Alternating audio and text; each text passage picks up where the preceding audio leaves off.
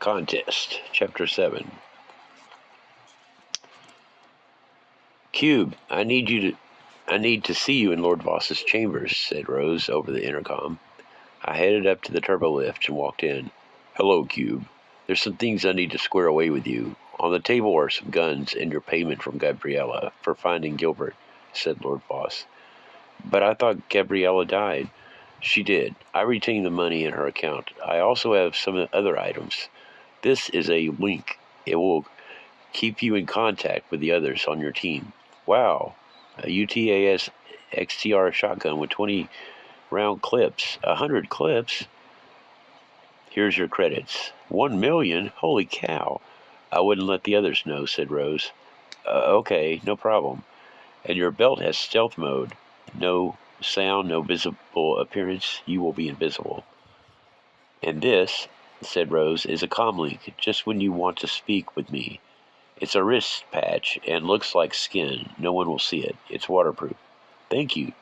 Do you still track the chips inside our bodies? Yes, we can always find you. You'll be in Zayas about a week. What are your plans? Said Lord Voss. Find a job, a place to live, I guess. You can live in your bag. Once you're inside it, it is immovable. No one can enter it without you. For a job, I'd try learning how to fly a freighter. A profitable side job is smuggling. Good luck. This coming week, you should practice controlling your animals, teach them tricks, how to fight, and other tricks you might think of. Who rules Zayas? The Sith Council at the moment. But I'm working on a way for there to be one ruler under the guise of a Sith Council. You will gain powers to merge with the others and become one. That is part of the legend of the Sithari. Sithari? Yes. Found in Darth Bane's holocron. Powerful Sith beyond the rank of Master. That is all for now. You may rest. So he goes back. Where you been? Love interest? Said Chang. Oh yeah. No actually, said Cube and laid his shotgun and pistol on the table. They had these for me. Oh, okay. No sex then? No, why would you think that? That's what I would want. So have you been inside your bag yet? Yeah, it's real cool. Max walked in. We all need to strategize. Everyone jump in my bag. Do we all have to hold hands? Said Chang. Yes, we do. All four of us jumped in. Inside was a kitchen, and Max had made dinner. He covered the table with nachos, poured meat and hot sauce over it, and then melted liquid cheese. Dig in. How did you get all this Earth food? The printer. You can print food also. It's amazing.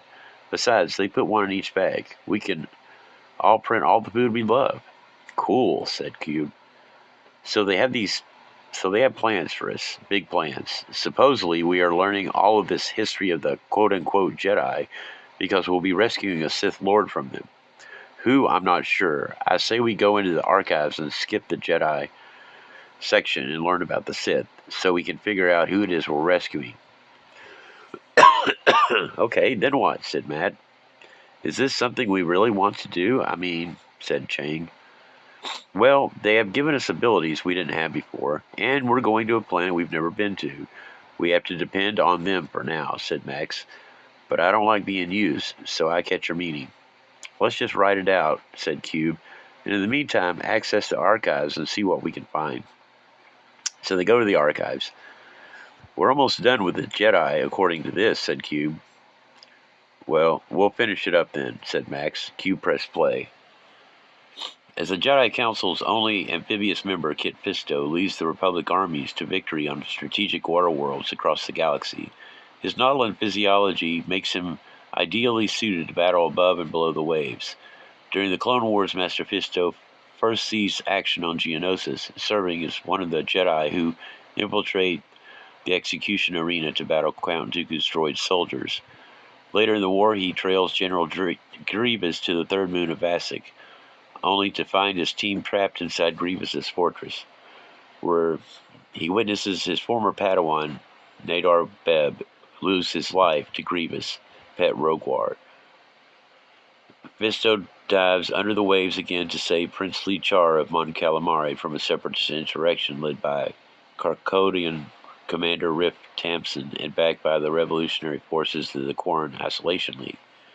As the Clone Wars began to wind down, Mace Windu learns that Supreme Chancellor Palpatine has been successfully living in a double life as a Sith Lord.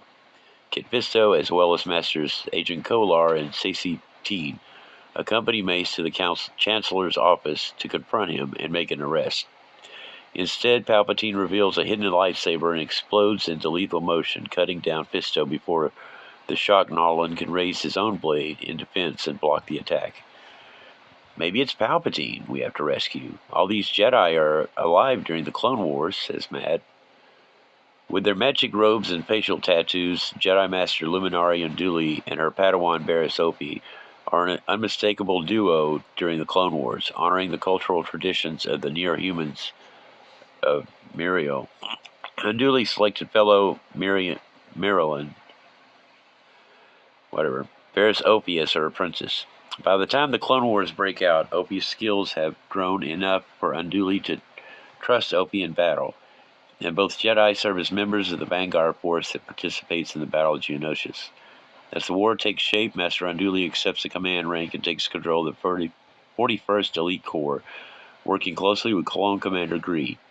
She later helps escort high-ranking Trade Federation captive Nute Gunray, only to be surprised when Separatist Commander Asajj Ventress boards the vessel to free its prisoner Luminara, rejects Padawan Ahsoka Tano's offer of help, and loses the fight against Ventress, allowing Nute Gunray to escape Republic custody.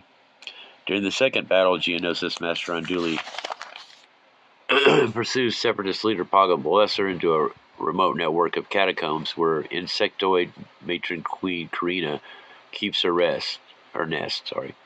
Overwhelmed by Queen Karina's drones, Luminara nearly becomes an unwilling host for mind-controlling brainworms until Anakin and Obi-Wan free her. Let's skip a lot of this. I thought it was going into something. Okay.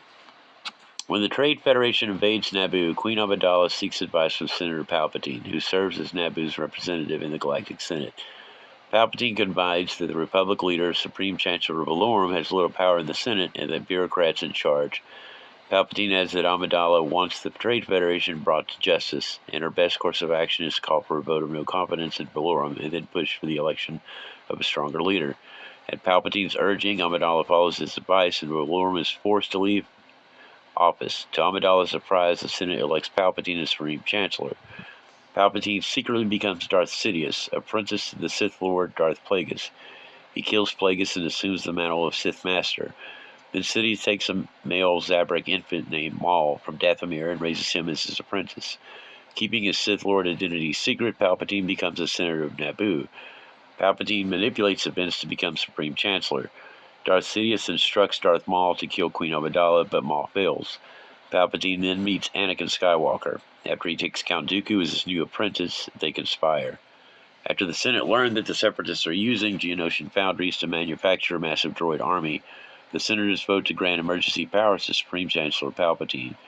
This vote enables Palpatine to immediately conscript an army of clones to fight the Separatists, even though the Jedi Order is baffled by the clones' dubious origins.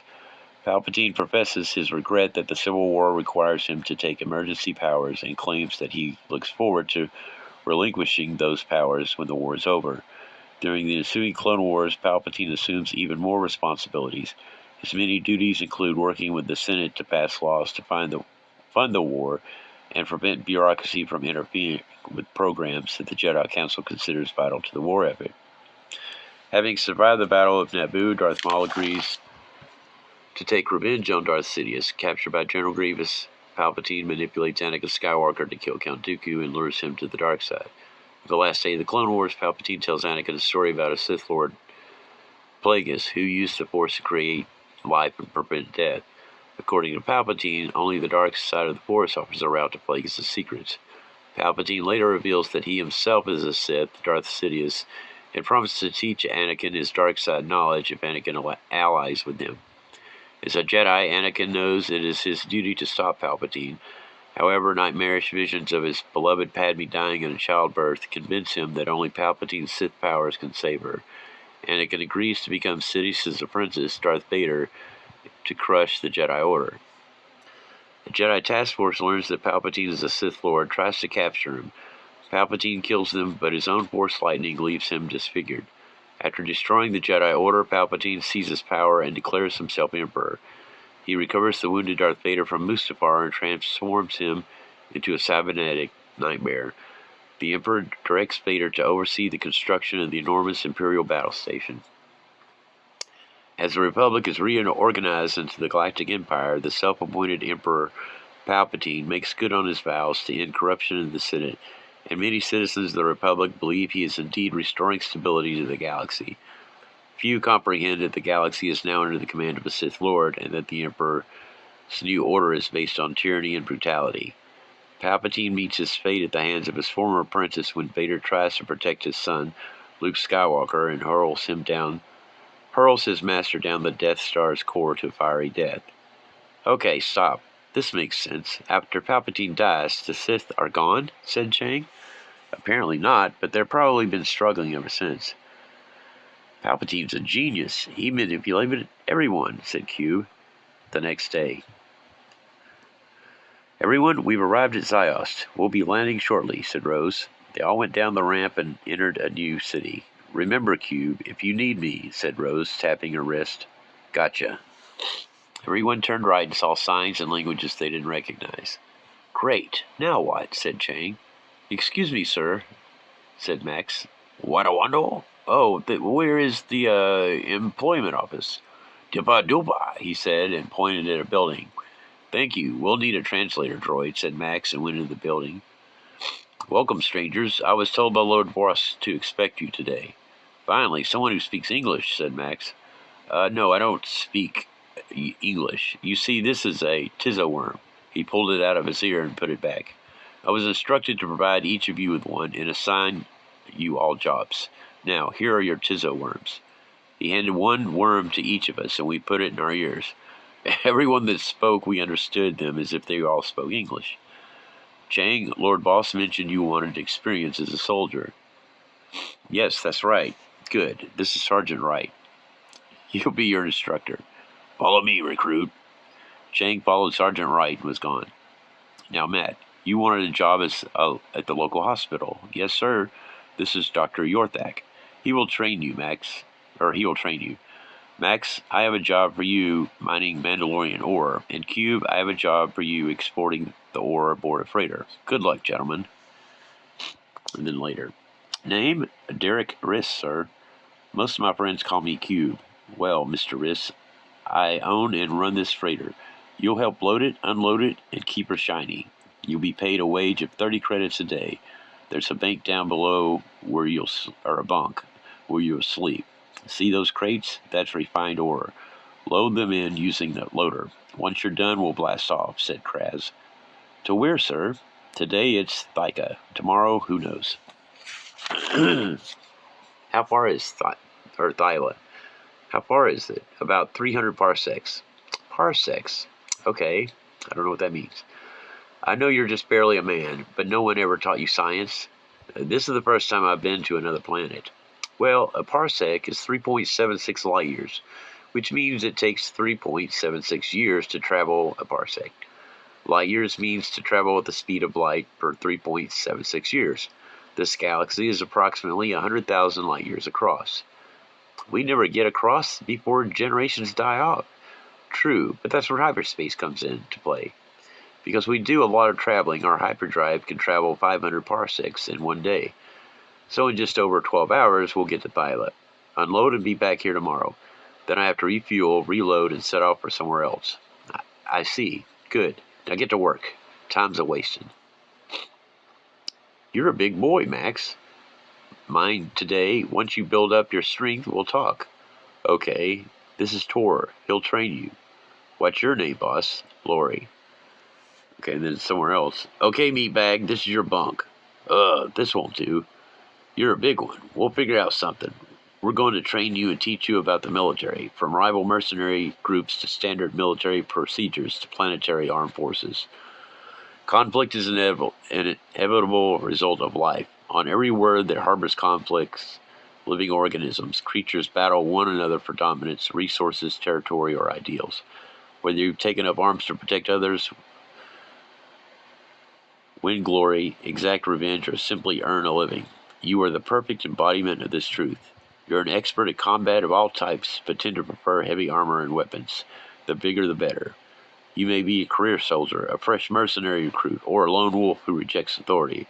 But whether rushing into handy-handed combat or firing tactical barrages, you're a consummate warrior, never hesitating to put yourself in the line of fire to protect your friends. Your strength helps you attack up close in melee and carry heavier weapons and armor, while your dexterity helps you fire weapons from a distance and dodge returning fire. We'll pay you 1,000 credits per month. Sounds good, said Chang. Dr. Yorthak, new intern? Yes, this is Matt. What species are you, Matt? Illid is the popular term, I believe. Well, if you'll come with me, we'll look into some patients. Use the abilities I showed you to diagnose their afflictions. Okay. Hello, little girl. Let me see you. Oh, Mommy, a monster, she said. It's all right, honey. He's a new doctor. Yes, you have a sore throat and an ear infection. That's right. How did you know? Let's just call it magic. Now, give me your hand. Feel the heat? Yes, sir. That's healing your earache and sore throat. There. How do you feel? Great. You're a great doctor. Mommy, I feel great. Thank you. You're a wonderful man, or whatever you are, said the mother.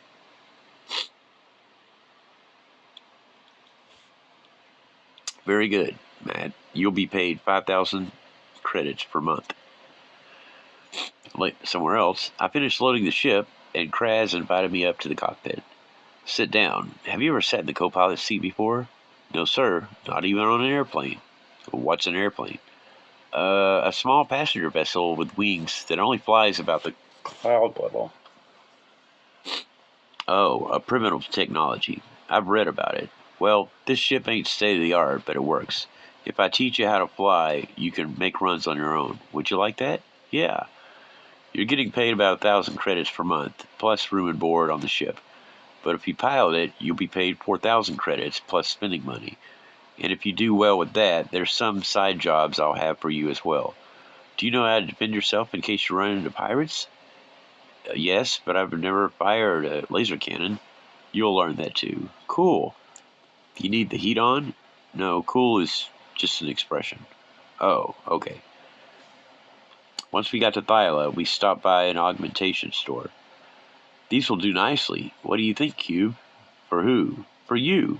Hide away limbs with quick draw. Buy 2 laser pistols and put them inside. You're in trouble, they pop up and open fire. Wow, great idea. How much? 6,100 credits, plus 700 for 2 azimuth blasters that deal burns to flesh. I'll take it. Also, I'm building a drone. I need a control rig to operate it. Then purchase an accelerated data jack into your brain. You'll be able to access any computer. This all comes from Starfinder, just to let you know. How much? 8,525 credits. No problem. No problem, said Kraz. How much credits did Lord Boss give you? I did a job hunting down a missing person, and I helped assassinate an enemy for which I have yet to be paid for. Smuggler and assassin, plus bounty hunter, droid maker. You are special. If you say so. Let's go. You still have much to learn. We'll stop by the worst cantina there is and see what you can do. That sounds great. So, you guys never received payment for killing Gilbert? Supposedly. Give them 500,000 each. This can't be right, said Cube, but I'll take it, looking at his account. Here we are, the Dirty Drop-In and Cantina. Don't mess with the females or you'll need some healing Bacta. They're that tough? No, never mind. Kraz, why are you back? You know, this is the gang territory now, said Froz. Yes, Froz, but I'm breaking in the new hire. Huh? You're crazy. You'll get him killed on his first day. If he can't take care of himself, he doesn't need to work for me. Ain't that right, Q? Hey, buddy, you gamble? Sure, but I've never seen cards like these. Welcome. Pull up a chair. We'll teach you. Ain't that right, boys? Said Slag. Where you from, Cube? Earth? Earth? Never heard of it. Where's it at on the map? He activated a hollow star chart. I'm not sure, but I believe we passed Scylla on the way in. Scylla? You're a newbie for real. They shuffled the cards and started playing. Slag explained as they played. The boys let Cube win a few when the betting began, and the real pros began to win money. Well, that's as far as I go, said Cube. Now I think you got a few more hands in you, said Slag. No, really, I can't. Okay, what about a game of chance? Oh, this is like dice. Yeah, dice, sure. You roll, see if you win. He did, and it came up. Rats, we'll play some more. Cube won back all the money he lost, and then some. He was up by 500 credits. Okay, how are you doing it? Doing what? Winning. My name is Cube for a reason. So you're hustling me now, said Slag and pulled out a blaster. Hand over all your creds. I don't think so. Slag fired, but most of the force was taken by Cube's armor. He ducks under a table, and the other three thugs began to wail on him with their fists. Hold on a second.